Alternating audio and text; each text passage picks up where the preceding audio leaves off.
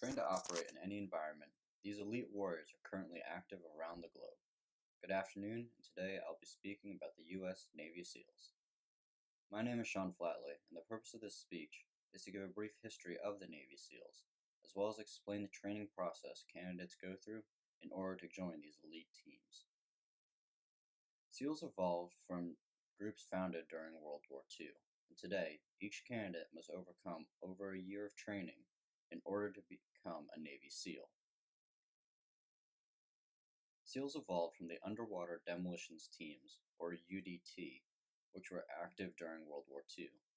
Their mission included the reconnaissance of enemy territory, as well as the destruction of underwater obstacles and mines to enable amphibious assaults.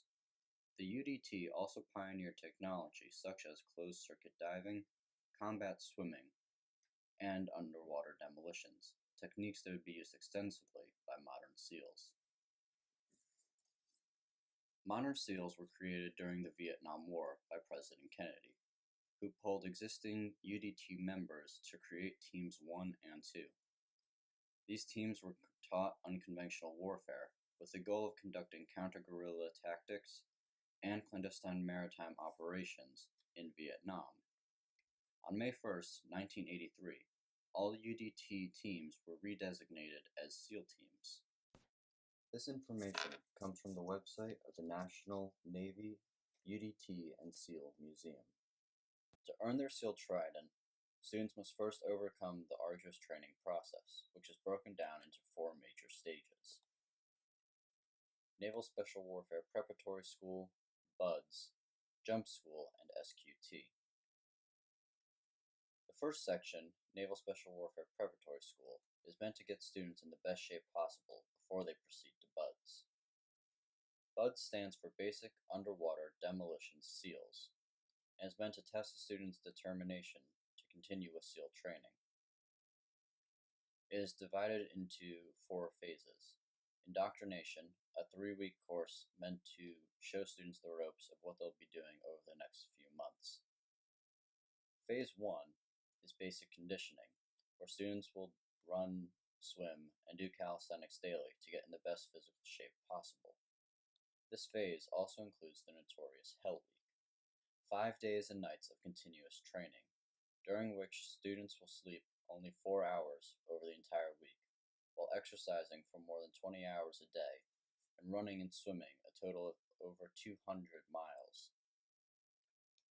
Candidates that pass this phase move on to dive phase, where they will master techniques such as closed circuit and open circuit diving, as well as combat swimming. The next phase is land warfare, where students will learn the basic weaponry, marksmanship, demolitions, navigation, and other combat tactics. Those that pass through these phases will proceed to jump school, where students are taught to master the basics of parachuting, from static line jumps to free falling during night. After this, students move to SQT, which stands for SEAL Qualification Training, and is the final section of SEAL training. It is meant to give students advanced tactical training and core knowledge needed to join the teams. Students will also receive SEER training, which stands for Survival, Evasion, Resistance, and Escape, meant to teach students how to survive behind enemy lines and withstand enemy interrogation. This information comes from SEALSWIC.com, which is the official website of the Navy SEALs. This is a video of Phase 3, Land Warfare, that a friend of mine sent me while he was training to become a SEAL and going through BUDS.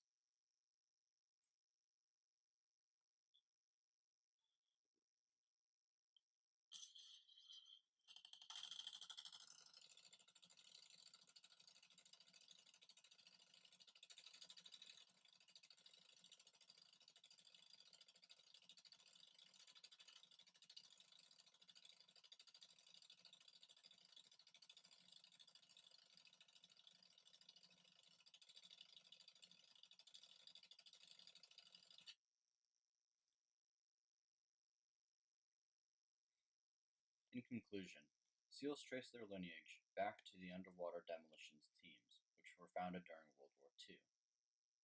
Today, they undergo years of training in order to become Navy SEALs. This training molds them into some of the finest warriors in the world. Not everyone has what it takes to become a SEAL.